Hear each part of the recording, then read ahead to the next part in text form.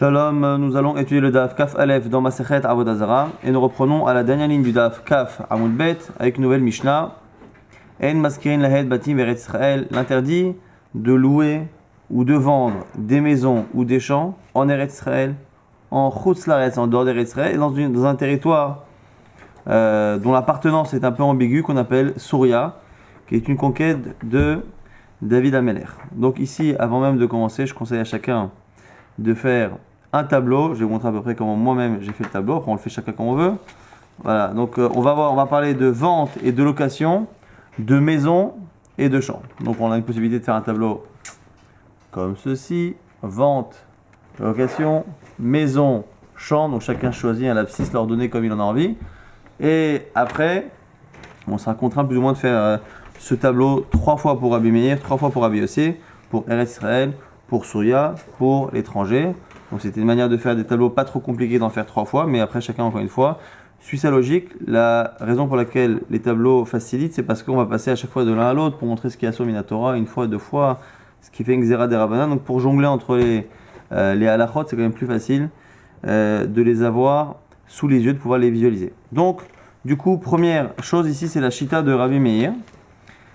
Et on va nous parler de Srirut et de vente. Le vrai Issour, c'est de vendre une maison à un idolâtre en Eretz Israël. On l'a vu, Lot Echonem, Lot Itenem, Chanaya. Tu ne dois pas leur donner la possibilité de s'installer en Eretz Israël. Donc le vrai interdit, c'est pour la vente. Et on verra que pour le champ, il y a un deuxième interdit. Donc le vrai interdit, c'est de vendre en Eretz Israël, particulièrement le champ, mais également une maison. Dès qu'on n'est plus en Eretz Israël, dès que c'est plus une vente, c'est une location, on ne peut plus être dans un Issour Torah, mais dans un Issour des Rabbanan, et on verra quand est-ce qu'on continue de faire la Xéra ou pas. Et rappelez-vous encore une fois que Souria, cette région conquise par David Ameler, a une ambiguïté, et c'est une marque loquette Tanaïm. Est-ce que Souria, qui a toujours des halachot un peu ambigus, parfois c'est considéré comme étant Eretz Israël, parfois non, la question c'est, est-ce que dans le fond, c'est Eretz Israël, mais avec des halachot un peu qui ressemblent à l'étranger, ou est-ce que c'est complètement considéré comme étant l'étranger, mais que comme ça a été annexé, on fait semblant de temps en temps de faire croire que c'est comme Eretz Israël. Mais dans le fond, halachiquement, est-ce que Kivush Yachich, mais Kivush, ça dépend de cette conquête personnelle qu'a fait David Ameler, est-ce que ça a un statut d'Eretz Israël ou pas? On a vu ça au début de la Masechet Gitin, et on reverra ça rapidement dans le Daf d'aujourd'hui. Donc, Rabbi Meir, En Maskirin En Batim, Beretz Israël. Ben Seich Lomar, Sadot. En Eretz Israël, nous dit Rabbi Meir, on ne peut rien faire. On ne peut même pas louer une maison. Or, on a vu que le champ, c'est encore pire qu'une maison. Donc, si je ne peux pas louer une maison, je ne peux pas louer un champ. Et puisque la vente est la source même de l'interdit, et que la location n'est qu'une xéra, si je ne peux pas louer ni une maison ni un champ, à force que je ne peux vendre ni l'un ni l'autre. Ça, c'est la première chose. Et on verra que dans le tableau, ce serait bien de mentionner quand est-ce que c'est Asur Minatora, Midei Rabbanan. On verra sur le tableau comment faire. Alors, En Maskirim Lahem Batim Be'eretz Israël. Et donc, comme on ne peut pas louer de maison en Eretz Israël, il n'y a même pas besoin de préciser que les champs sont interdits. Ça, c'est Eretz Israël. Ou Souria. Souria, cette fameuse région du nord d'Israël qui a été conquise par David Ameler. Maskirim Lahem Batim. On tolère la location seulement des maisons. Tout le reste est interdit. Donc on peut louer une maison, mais on ne pourra pas mettre en location un champ, et a fortiori non plus, on ne pourra pas le vendre ni un champ ni un terrain. Ou bechutz laaretz, et en dehors d'Eretz Israël, mochrim lahem batim, on pourra leur vendre des maisons, mais pas par contre vendre des champs. Ou maskerin sadot, et on pourra louer des champs, dit vrai Rabbi Meir. Encore une fois, pourquoi? Parce qu'on a vu que la Srirut, techniquement, c'était Asur que Midei Rabbanan, et donc Chachamim ont autorisé de louer des champs. On verra dans quelques instants comment faire le tableau. Rabbi Yossi Omer, Rabbi Yossi nous dit Be'eretz Israël, en Eretz Israël, Maskirin Lahem Batim. En Eretz Israël, on peut leur louer des maisons, Aval Losadot, mais on ne pourra pas leur louer des champs. Encore une fois, c'est que Midei Rabbanan, parce que la location n'est pas interdite Minatora. Ou Souria, et dans cette région de Souria, Mochim Batim, on peut vendre des maisons. Ou Maskirim Sadot, et on peut louer des terrains.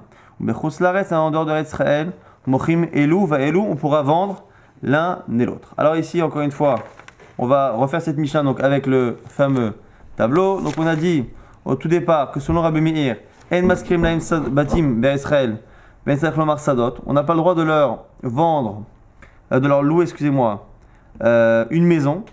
C'est Asur Midrabanan. A fortiori que le champ sera interdit. Pourquoi? Parce qu'on verra dans quelques instants que Minatora, la vente d'un champ est interdite de deux manières. Premièrement, parce que l'Otitenem Chanaya, on ne doit pas leur vendre quelque chose de fixe en Israël. Et en plus, parce que ça enlève la mitzvah de Maaser. Ce champ-là a une mitzvah de prélever le Maaser. Et quand je le donne à un non-juif, il n'y aura pas de Maaser. Et donc, du coup, il y a deux interdits ici, alors que dans une maison, il n'y a que l'interdit de l'Otitenem Chanaya. C'est la raison pour laquelle, à chaque fois, le champ sera Minatora doublé de deux interdits, alors que la maison que d'un seul. Et donc, quand on fait la Xéra, si on interdit la location d'une maison à cause de la vente d'une maison où il y a un seul interdit, a fortiori qu'on va interdire la location d'un champ, schéma de peur qu'ils finissent par vendre alors qu'il y a deux interdits. Et on a vu que lorsqu'on arrivait en Souria, selon Rabbi Meir, on pouvait louer les maisons. On ne peut pas, par contre, louer un champ. Quand je mets en rouge ici, c'est que c'est un issour d'Erabanan. Lorsque je mets en vert, c'est que c'est autorisé.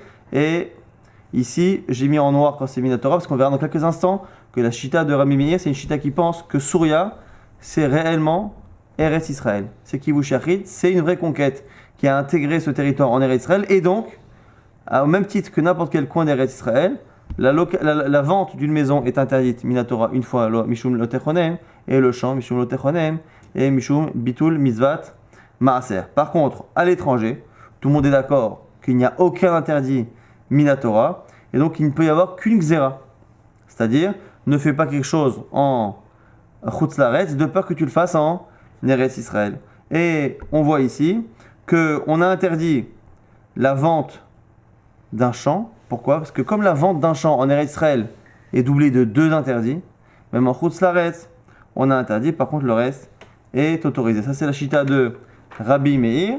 Rabbi Yossé, en Eretz Israël, tout le monde est d'accord qu'il y a toujours deux interdits dans le champ. Un interdit dans la maison, lorsque c'est une vente. Donc vous avez remarqué que j'ai mis des abréviations quand même pour gagner du temps. Par contre, au niveau de la Xéra, Rabbi Yossi dira qu'on ne fait de Xéra que lorsque le issour de base est composé de deux interdits. S'il y a deux interdits, comme la vente d'un champ en Eretz Israël, à ce moment-là, la location sera interdite. Si la vente n'est interdite qu'une seule fois, comme la maison, on ne fera pas de Xéra pour la location. Pareil ici, donc on est en Souria. En Souria, par contre, il y a une autre chita, c'est que selon Rabbi aussi, Souria n'est pas considéré comme étant Eretz Israël. Et donc déjà, Souria à la base, c'est déjà mis des Rabanan à cause d'une ressemblance, mais c'est un des Rabanan qui est plus strict que Chutz Laaretz. Puisque ça a été intégré pendant plusieurs siècles à Eretz Israël, aux yeux des gens, c'est considéré comme étant Eretz Israël. Et donc, il y a plus de chances, de crainte qu'une personne se trompe après avoir vendu en Souria, se trompe et vende en Eretz Israël, plus que si elle vend en France et que demain elle fait sa alia. Et donc, c'est la raison pour laquelle ici, il a gardé l'interdit de vendre en Souria un champ, tout le reste étant autorisé. Puis encore une fois, il y a deux interdits pour Eretz Israël de vendre un champ. Et donc, du coup, en Souria, il a gardé un issour des Rabbanan. Vous avez remarqué que c'est toujours, selon Rabbi aussi, lorsqu'il y a deux interdits de base, qu'on arrive à un issour des Rabbanan. Lorsque la vente du champ en Eretz Israël est interdite deux fois, la location du champ en Eretz Israël sera interdite mid Rabbanan. Lorsque la vente du champ est interdite en Israël deux fois, c'est là qu'elle sera interdite également en Souria mid Rabbanan.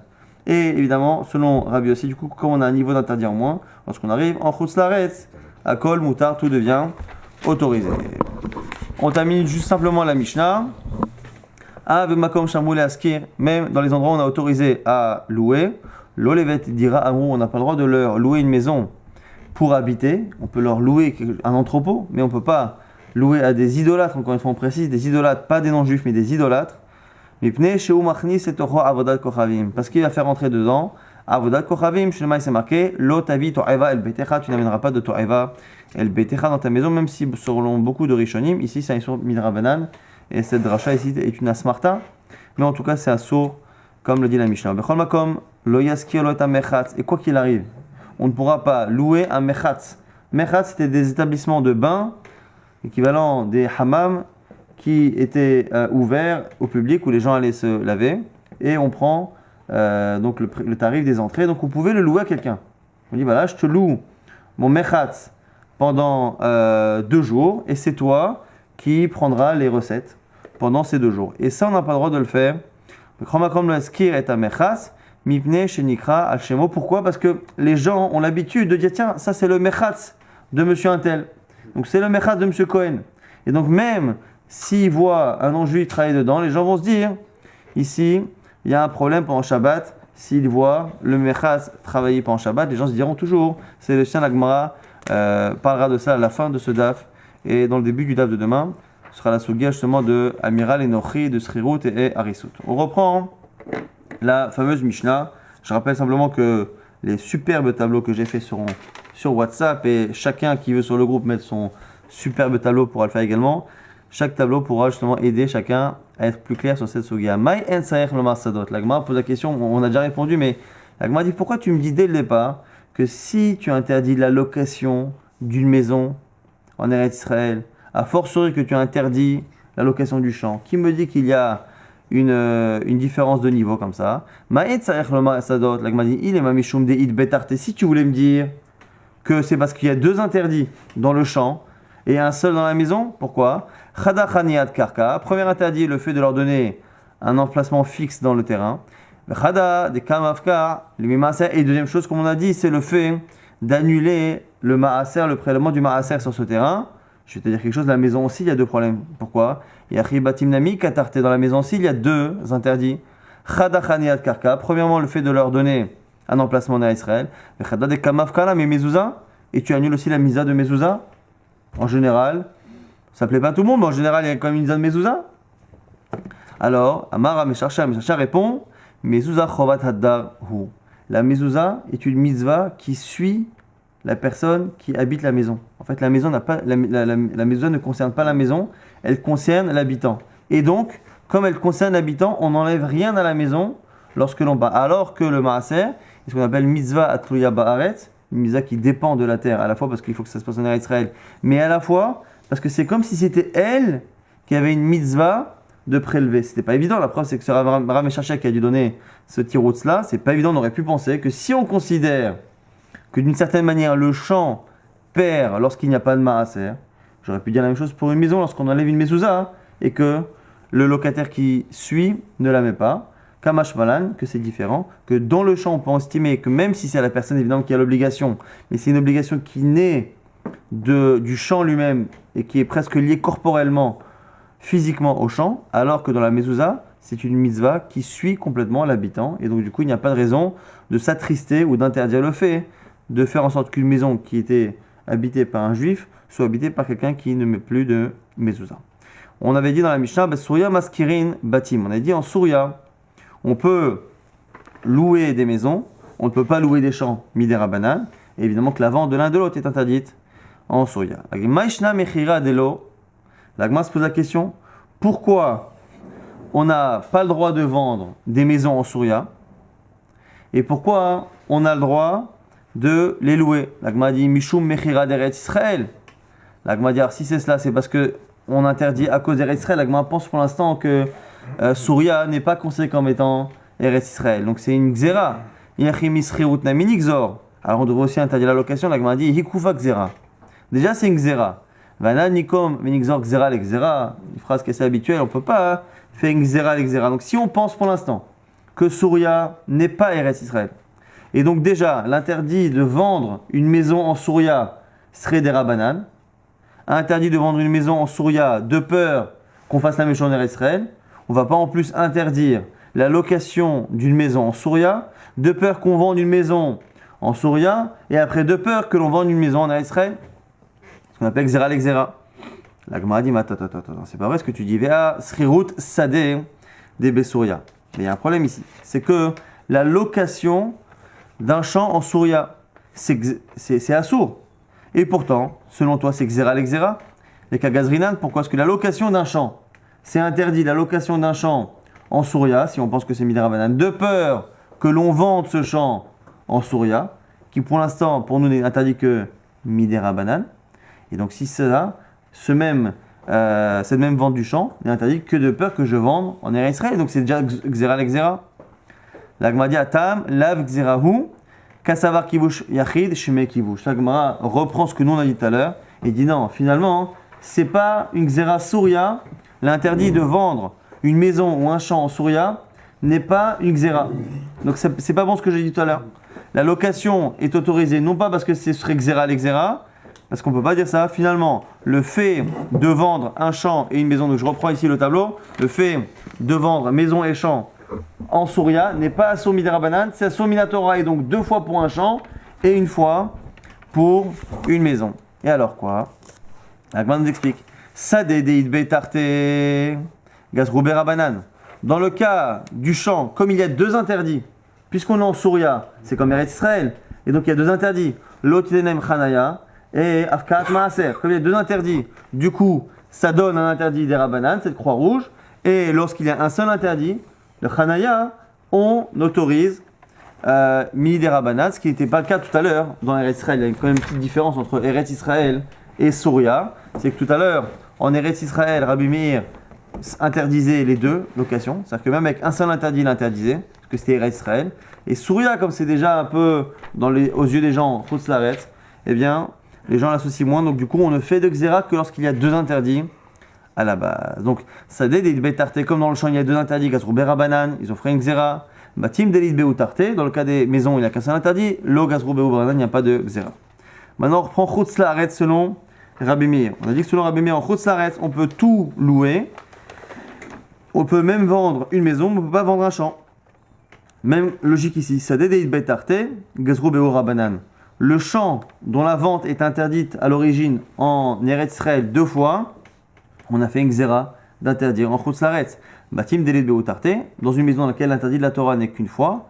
Le gazroube rabanan, et je remonte encore une fois le schéma. Selon Rabbi Meir, on avait donc ici le tableau, puisqu'à l'origine, en Eretz Israël, il est interdit 2 fois de vendre un champ, eh bien ce double interdit crée un issour des rabanan.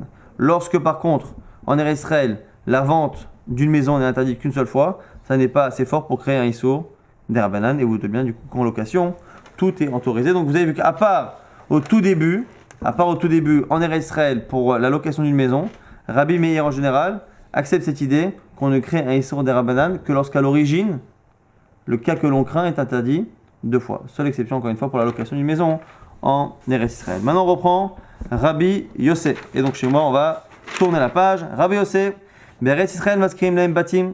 On a dit que selon Rabbi Yossé, on a le droit de leur louer des maisons. Donc, on a le droit de louer une maison, mais ça veut dire qu'on n'a pas le droit de louer un champ. Et là aussi, c'est encore une fois la même logique. Maïta Hama, quelle est la raison? Sadot deit beutarte, gazroube rabanan, le champ dans lequel il y a 2 interdits, on fait un xéra de rabanan, batim delit beutarte, dans la maison dans laquelle il y a qu'un seul interdit à l'origine, le gazroube rabanan. Et là, la limite, Rabbi aussi applique dès le départ la logique que Rabbi Meir appliquait dans les tableaux numéro 2, numéro 3, mais que bizarrement il n'appliquait pas ici. Là, Rabbi aussi l'applique, c'est-à-dire, encore une fois, on est tous d'accord qu'en Eretz Israël, on a 2 interdits de vendre un champ, un seul interdit de vendre une maison. Lorsqu'il y a 2 interdits, le cas ressemblant à la location sera interdite midirabanan. Lorsqu'il y a un seul interdit, midirabanan sera autorisé. Ça, c'est le début de Rabbi Yossé. Oube Souria Mochim. Maintenant, à Souria, selon Rabbi Yossé, il y a un problème, c'est que nous, Souria, on avait conclu que selon Rabbi Meir, c'était Eretz Israël. Or, on a vu que selon Rabbi Yossé, on a même le droit de vendre une maison. Et là, si on vend une maison, on est obligé de dire que c'est pas Eretz Israël. Mais Souria Mochim Batim. Maïta'ama, la Gemara est obligée de dire Kivush Yachid, Loshme Kivush. Selon lui, le Kivush Yachid, la conquête de David Ameler de Souria, n'a pas de statut de Kivush. Vesade Deid Batarte, Gazrou Barabanan, et le champ où il y a 2 interdits, on a Exera de Rabanan, Batim Deid Beutarte, le Gazrou Behu Rabanan. Donc on reprend ici encore une fois, on est selon Rabbi Yossé. Selon Rabbi Yossé, ici on est en Souria. Souria est déjà Chutz Laaretz, plus ou moins. Alors, un peu différent du vrai Chutz Laaretz, mais en tout cas n'est plus en Eretz Israël. Donc, comme Minatora, c'est plus Eretz Israël, eh bien, du coup, ça c'est autorisé. Pourquoi? Parce qu'encore une fois, on passe de là à là. Si la vente d'une maison est interdite une seule fois, à ce moment-là, on ne fait pas de xéra. Comme la vente d'un champ est interdite 2 fois, il y a Issour des Rabanan. Je rappelle rapidement ici les quelques idées pour la Kivush Yachid. Pourquoi la conquête de David Ameler n'aurait pas été considérée comme étant une vraie conquête? Il y en a qui disent C'est Rachid à certains endroits qui dit que parce qu'il n'y a pas eu le rov d'Eretz Israël ou qu'il n'y a pas eu 600 000 personnes qui ont fait la conquête avec lui, il y en a qui disent parce qu'il n'a pas demandé à Orim Vetomim, donc la vie d'Akadosh Baruch Hu. Tosfot propose de dire que c'est parce que il a conquis cette région-là avant que le grand Israël demandé par Akadosh Baruch Hu ne soit conquis. Et donc c'est un midrash qui est cité ici par Tosfot qui dit à partir du moment où Hachem lui dit attends, tu n'as pas conquis ce que je t'ai demandé et toi tu vas déjà faire des conquêtes qui ne sont pas nécessaires, et donc on n'intègre pas, ce sont quelques raisons qui sont données pour justifier le fait qu'on n'intègre pas Souria selon Rabbi Yossé à Eretz Israël, et donc du coup ça s'appelle une conquête biachid, c'est une conquête personnelle comme ça parce que il a eu envie de la conquérir. Ça c'était donc Souria selon Rabbi Yossé ou Bechutz Laaretz, et en dehors d'Eretz Israël on a dit quoi? Tout est autorisé. Maïta'ama, pourquoi? Kevan demechak lo gazrinan. Autre logique de Rabbi Yossé, à partir du moment où Chutz Laaretz est éloigné, eh bien, les gens vraiment ne font pas de rapport entre les deux. Autant lorsque les gens habitent en Souria et que selon Rabbi Yossé, Souria c'est déjà Chutz Laaretz, c'est un Chutz Laaretz qui dans les yeux des gens peut être ressemblant. Mais selon Rabbi Yossé, il n'y a aucune xéra à faire. Si on résume finalement rapidement les quelques distinctions qu'il y a entre Rabbi Meir et Rabbi Yossé, parce qu'il y a plusieurs finalement cas, on a vu qu'on a 6 tableaux avec à chaque fois 4 cases, donc un peu difficile de se rappeler des détails, mais au moins se rappeler des oppositions. On a à la base, normalement, une logique qui est commune, c'est-à-dire qu'en Eretz Israël, la vente d'un champ est interdite 2 fois, Chanaya et Afkarat Maaser, la vente d'une maison est interdite une seule fois. Normalement, toutes les locations et tout ce qui est en Chutz Laaretz ne sera jamais interdit Minatora. Il y a une autre logique qui est commune, ou quasi commune, c'est le fait qu'on interdit une situation des Rabbanan que lorsque la situation d'origine est interdite 2 fois. Donc la vente d'une location de peur qu'il arrive à une vente, ou la peur d'une vente dans un endroit qui n'est pas Eretz Israël, de peur qu'il vende en Eretz Israël, que s'il interdit 2 fois. Exception faite, selon Rabbi Meir, en Eretz Israël, il interdit la location d'une maison, même si la vente de cette même maison n'est interdite qu'une seule fois. C'est ce qui va déjà faire un premier décalage avec Rabbi Yossé. Alors que Rabbi Yossé, lui, droit dans ses bottes, garde cette logique du début jusqu'à la fin. Autre sujet de discussion, est-ce que Souria est considéré comme étant Eretz Israël ou pas? Selon Rabbi Meir, Souria est Eretz Israël, donc Kivush, Yachid, Shme Kivush. Selon Rabbi Yossé, ça ne l'est pas. Et autre discussion, et c'est aussi lié à cette discussion qu'on vient de citer, à partir du moment où selon Rabbi Yossé, il y a déjà un Chutz Laaretz qui ressemble à Eretz Israël, qui est Souria, eh bien du coup la France et le vrai Chutz Laaretz, dans la tête des gens, c'est complètement éloigné. Les gens ne font pas d'association entre l'un et l'autre. Alors que selon Rabbi Meir, Souria c'est Eretz Israël, et en plus c'est déjà un Eretz Israël qui ressemble à Chutz Laaretz, donc Chutz Laaretz c'est des xéros. Donc il n'y a pas de xéra selon Rabbi Yossé en Chutz Laaretz. Alors que selon Rabbi Meir, oui. Selon Rabbi Yossé, Souria n'est pas Eretz Israël, alors que sur Rabbi Meir, oui. Et la logique qui veut qu'on ne fait un interdit des rabbins que lorsqu'il y a 2 interdits de la Torah est appliquée selon Rabbi Yossé du début jusqu'à la fin, alors que selon Rabbi Meir, il y a une exception au tout début. Donc, Chutz Laaretz mochim. Pourquoi on vend en Chutz Laaretz Maïtama? On a dit qu'il vend des michas parce que c'est éloigné, le gazrien, pas de xéra. Rav Yehuda Amar Shmuel, al-Chak et Rabbi Yossé, la Gemara nous dit qu'il a comme Rabbi Yossé. Rav Yosef, ou bilvad shelo ya'aseh nashruna. Une condition, il ne faut pas que le juif qui loue dans les cas où c'est autorisé, il ne faut pas qu'il crée une résidence d'idolâtre pour éviter qu'il y ait une ambiance. Mais kama shruna, c'est quoi? Combien de shruna? Tana en shruna ptruta mishlosha bnei adam. Il n'y a pas de shruna moins que 3 personnes. Il faut éviter de faire vivre à côté les uns des autres 3 avdei kochavim pour éviter que ça fasse une ambiance d'Avodah Zarah. Les rouges d'Ilma Azil, Ha Israël, Mezaben Echad Oved Kochavim, la Gemara dit attends, mais j'ai un problème. Imagine quand je vends une maison, imagine ce juif à qui je vends à un non-juif. Donc moi j'ai 3 maisons par exemple, j'en vends 2 à des non-juifs, la 3e je vends à un juif, ou même des fois je vends une maison à un non-juif, une autre maison à un juif, et le juif après la sépare en 2 et il la vend à 2 non-juifs. On peut se retrouver à chacun ne pas faire cette étape-là de vendre à 3 non-juifs à côté, mais se retrouver avec le résultat. Donc est-ce que je ne devrais pas, moi, finalement être bloqué, ne rien vendre ou mettre des conditions? Alors il va se dire, aïe, qu'on me amène les traits. Imagine, moi je vends à 1 et lui il vend à 2. Je vends à un non-juif et il vend à 2. Donc du coup ça fait 2 maisons. Moi j'ai vendu à un autre non-juif, on arrive à 3. La Gemara dit Amar Abaye alifne mipak dinan, alifne de lifne lo mipak dinan. On a déjà vu cette logique-là il y a quelques jours. On est concerné par l'interdit de faire un lifne inverse, c'est-à-dire de faire en sorte de mettre devant la personne un interdit, mais par contre, on n'est pas concerné par le fait d'anticiper toutes les étapes. Et donc, du coup, on n'a pas à se soucier de cela. Ah, le makom shamou leaski, on a dit dans la Mishnah que même lorsqu'on a le droit de louer, on n'a pas le droit de louer des habitations de telle sorte à ce qu'ils y habitent, de peur qu'ils amènent leur avodah zara. Là, le fait qu'on dit, même dans l'endroit où on a le droit de louer, c'est-à-dire qu'il y a des endroits où on n'a pas le droit de louer. Niklal deika durta de lo mugré. On a l'impression ici que ça veut dire qu'il y a des endroits où on n'a pas le droit de louer. On a dit c'est Tama qui Rabbi Meir, c'est parce que la Mishnah anonyme est comme Rabbi Meir, dit que Rabbi Yosef bechol durta mugré, alors que selon Rabbi Meir, il y a beaucoup d'endroits dans lesquels on peut louer. Donc ici c'est la Mishnah est comme Rabbi Meir parce qu'on a vu encore une fois que selon Rabbi Yosef, la location d'une maison est autorisée même en Eretz Israël, donc a fortiori en Souria et en Eretz Israël. Donc la Mishnah, la partie anonyme de la Mishnah est comme Rabbi Meir, comme très souvent, même si la halakha est comme Rabbi Yosef. Comme lo yiskor est un mechatz. On a dit dans la Mishnah à la fin, mais quoi qu'il arrive, un mechatz, un établissement de bain, ne pourra pas être loué à un non-juif. Pourquoi ? Parce qu'il va travailler pendant Shabbat et que les gens vont dire ah là là, c'est le hammam de monsieur Cohen qui est en train de travailler pendant Shabbat. La Gemara dit Tanya. Avant, tu me gamle l'omer, une braïta qui dit lo yiskor adam mechatz ou l'orvet kochavim, v'nei shenikra al shemo. L'orvet kochavim zerose bo melacha beshabbatot ou yom tovim. Le braïta qui reprend cette halakha qui donne la justification. On ne pourra pas louer un non-juif parce que l'établissement est associé à mon nom de juif et que les gens vont dire voilà, quand le goy va travailler Shabbat, ils vont dire tiens, c'est monsieur Cohen qui travaille pendant Shabbat. La Gemara ici fait une déduction, puisqu'on a interdit et qu'on a précisé à un non-juif, on a l'impression qu'un kouti, les koutis c'est encore une fois ce peuple-là qui a fait une sorte de conversion mais qui n'acceptait pas toute la Torah orale. Aval kouti maï, le kouti alors quoi ? Charé, ça allait être autorisé, ce qu'on a interdit ici que le Kochavim. La Gemara se pose une question, kouti. Pourquoi ne crains-tu pas que le kouti travaille pendant Chol HaMoed alors que c'est interdit? La Gemara dit, c'est pas vrai. Ici le mechatz, on peut le faire. Pourquoi?